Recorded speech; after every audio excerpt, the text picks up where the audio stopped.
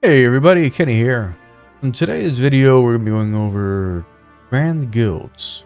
This is a tactical role-playing game where you use cards instead of standard character abilities, like decks. Kind of like Children of... getting the name. Kind of like Children of Zodiacs, but without the dice mechanic. So I just wanted to do a quick showcase of the game, in case it's something that you might be interested in. Usually I only cover games that have systems that I enjoy. So job system, leveling system, skill trees, things like that. But in this case, I just think it's a very well done indie and want to bring any attention to it that I can. Now I actually do have saves for this game, but sometime last year I had updated my PC, and so I need to move the save from wherever I currently have it. I'll be on a different hard drive. So what I'll do, I'll start a new game, then I'll talk whenever I'm doing a part that has value to what I'm talking about.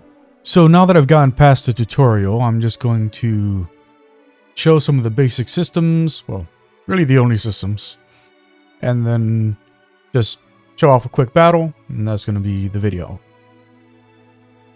So in Grand Guilds, you have a party lineup which grows as you play through the game. So as you play through the tutorial, you gain these 3 characters: your tank character, your support character, and a DPS character. Each has a customizable deck that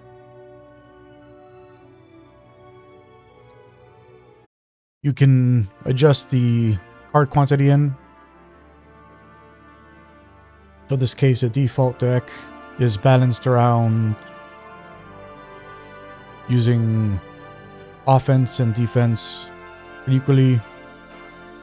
But I also created this tank deck that I quite tastefully called Tankosaurus deck. And in here, I basically made it full on, just all about gaining armor and resistance. And I accidentally took one of those out. There we go. And occasionally dealing damage when necessary, but mostly about gaining... did it again. Mostly about gaining enmity and just ensuring that this character is always ready to take a hit. We have our support character who, their deck is all about healing, dealing some magic damage from range, buffing the other party members. The different cards are unlocked using this currency here. You gain this as you play through the story, and so while on the world map, you have these red exclamation points and green question marks. The green question marks are side quests. Exclamation points are story quests. You gain the currency for upgrading your character decks from doing both. And if we go through, it's a shared resource. So you have to decide, okay, so which of my characters do I want to unlock a new ability in? And you go that way. Our DPS character, this one is more based around mobility and getting damage off even on well-defended characters.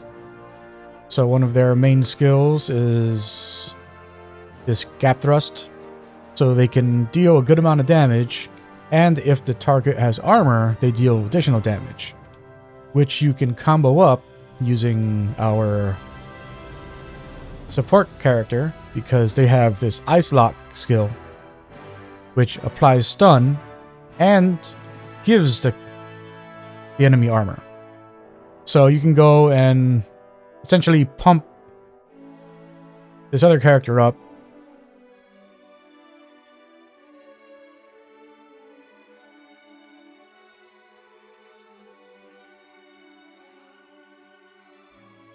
And then there's also the passives, which unlock as you play through the game. So these are unlike the character cards, the passives are already locked. So, and there are a few different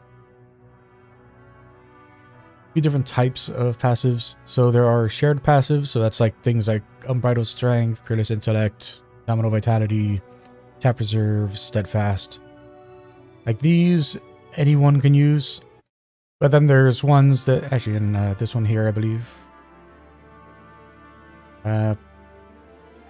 But there are certain ones that are specific to each character. So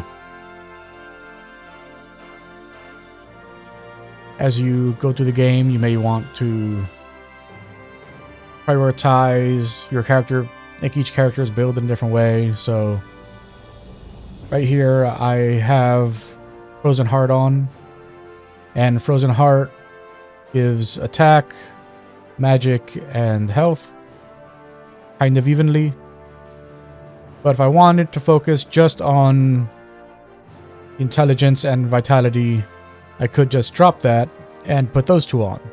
But I wouldn't gain the additional benefit of the first time the character's health goes below 25%, then they'll heal to 150% of their magic power. It's all about how you want to, use the characters. The level, unfortunately, you would think that the level would in some way be tied to the different decks, but the only thing that the level actually has anything to do with is the character stats. So health, physical power, magic power, mobility. That's the only thing that's affected by that. Oh yeah, these of course. Strength, intelligence, vitality. Yeah. You can see a direct correlation between physical power, magic power, and then vitality to health is judged a different way, but yeah. So like it's a very simple system, but it's entirely a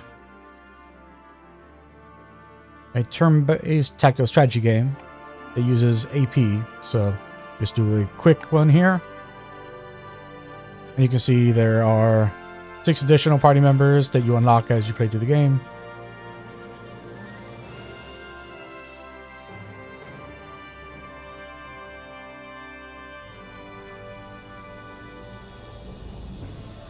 Alright, so that is funny. Did I forget to equip Tankosaurus Rex? I probably did. I forgot to equip the tank deck. Because if I didn't, then that is hilarious that like the only 2 offensive cards in that entire deck happen to be the 2 that got drawn. So, mulligan on that one. Let's see. I like that they have that. Yeah, I don't care about having either of those character. Okay. That's what I want to see. We get some armor. Move up.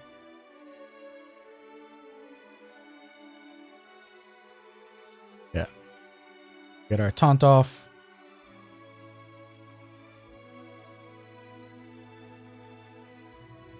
The day you fight me, Spider. Wait on you. Move up our support guy. Have him finish off here. Let's see. Yeah, I'm good with these. You can see that as you move, movement costs a single AP. So you can move your full distance or just one, and it'll just cost the one. However, it is your move action to do so. Kind of like in Dungeons & Dragons 5th edition, where you have your move action, then your regular action. But in this case, the way it works with the AP is that if you were to use one, you wouldn't get more. So you'd have to back out of that and then move again. But what I like about this is that with characters like this that are based around mobility, they have things like charge. And what charge does, he says move on it. So that range means that they will move up to that amount to this enemy in order to perform that attack, which is nice. I'm going to give her a buff and end the turn. We don't want our other characters. Oh, it was close enough for that. I did not think it was.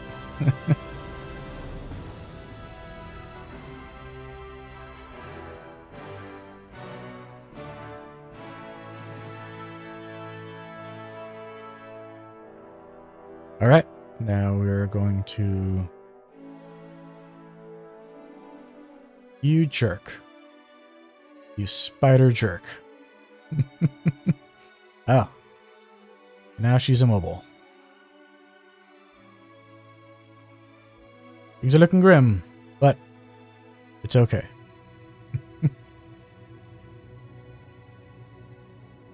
All right. So.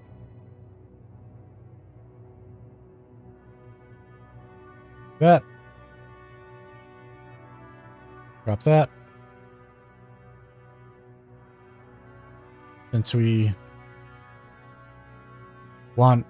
So, yeah, just to show the passive that this character has is right here. Duel. The first damage skill used will apply taunt and create an armor card. So that's why this character... Well, that's why... So this character was already taunted.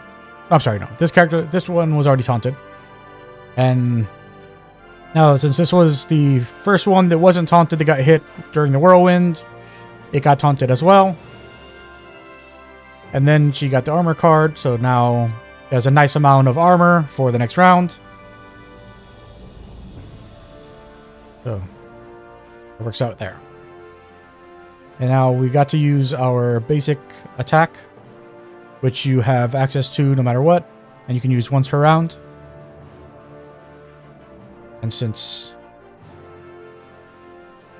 you took a lot of damage that turn, we're going to want to do a...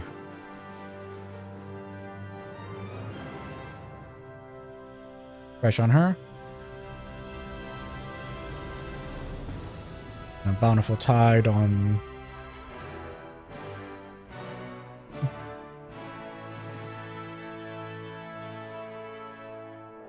Actually... So, I think the way I'm going to do this is I'm going to focus on wiping out some of these corner guys first. Because while I would like to have him topped off or give her a little more health, we definitely need to deal some damage here. So, go to these. And we'll have him wait. Now she will do a charge into that one. And we don't want her to give access to anyone else. Do that. And we'll do a Lux. There we go.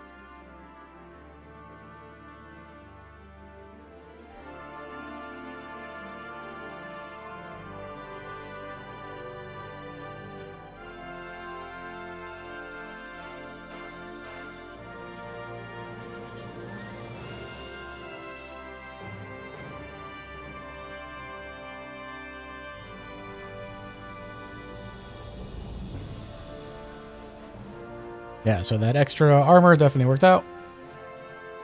But that's a bad one. So what I'm going to do here, I want to redraw this. So I will press R and click on that. And we got Rush. So I'm going to have her do one of those.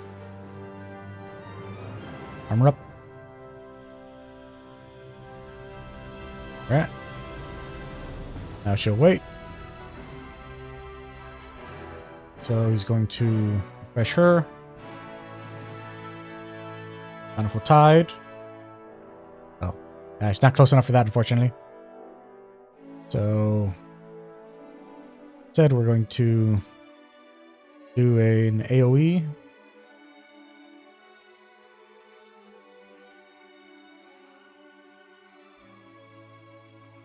So I think this is actually a bug right here.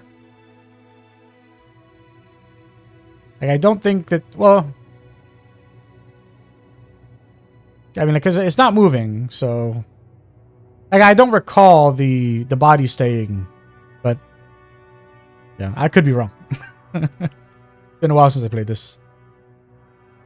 Yeah, so now we'll just end our turn. And she's going to energize.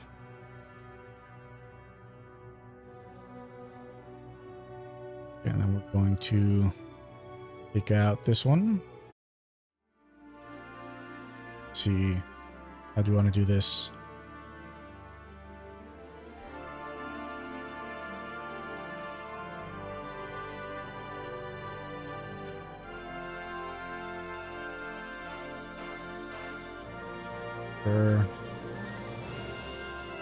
That.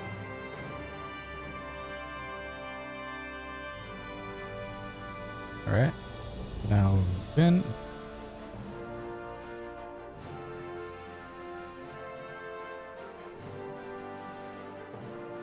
All right.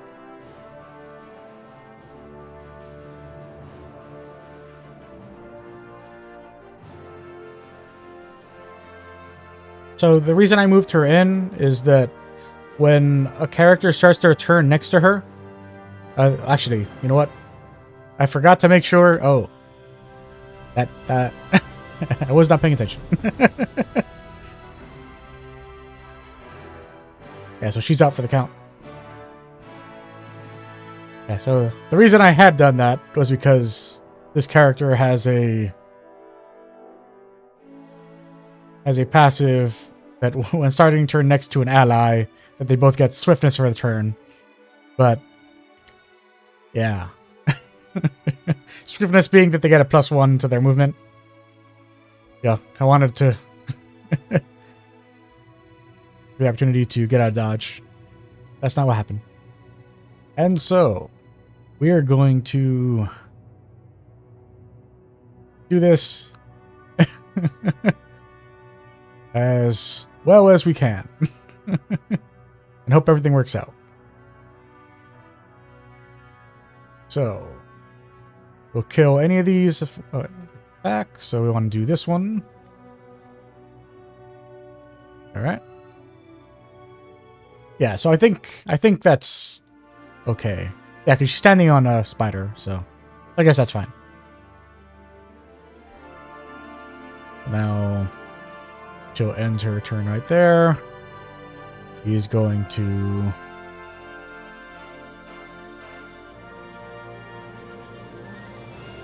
actually, he's going to heal himself. There we go. That's what I wanted. So now, going to have those two to worry about.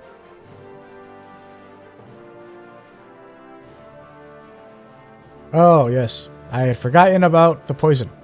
Mm-hmm.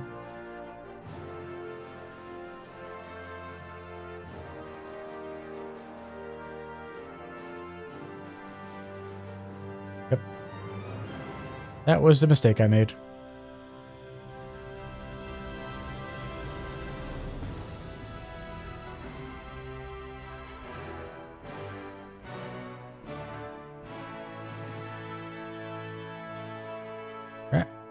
Uh-oh. That's not good. So we're going to redraw on this one here. All right. They're next to each other. That's good.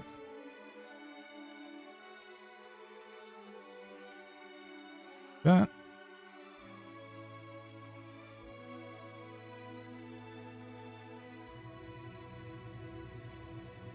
Just kill this one right here. And now going to move right there. And would have been nice before.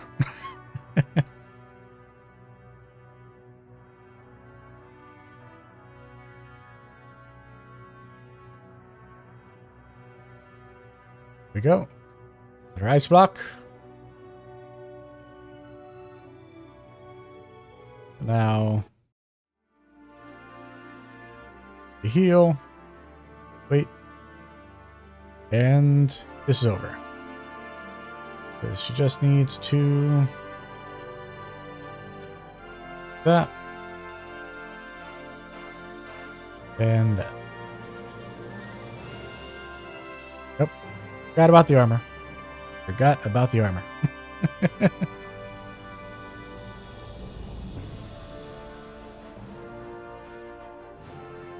Yep.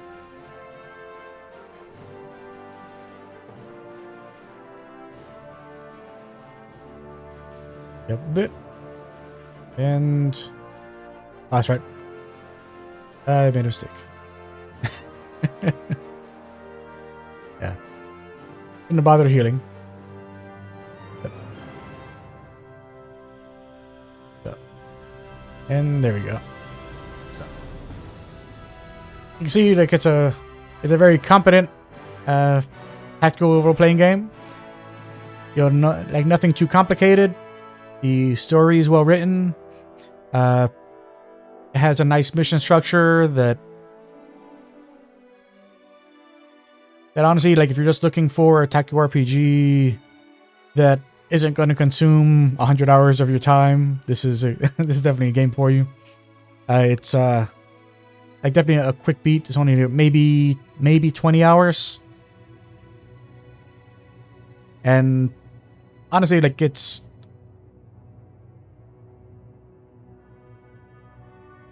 for an indie game, like the quality is definitely to be applauded.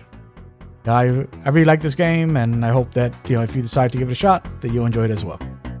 Anyways, thanks for checking us out. You have a good day. Bye.